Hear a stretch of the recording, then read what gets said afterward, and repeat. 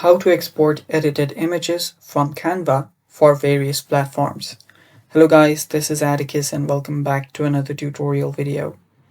In today's video, I'm going to teach you how you guys can export edited images from Canva for various platforms. So let's dive right in. So first of all, be ready at the page where you have edited your image. So now you can say this is the edit section.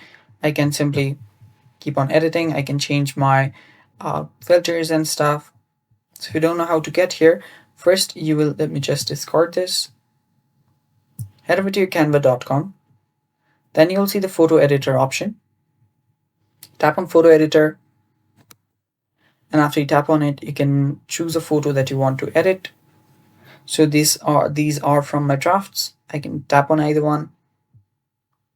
And then the edit panel should open up. So from here, I can edit whatever I want. I can remove backgrounds and stuff, and I can change what I want and everything there.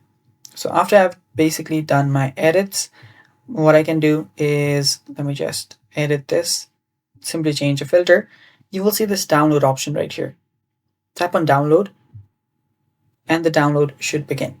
Let it load, and there you go, you've downloaded the image.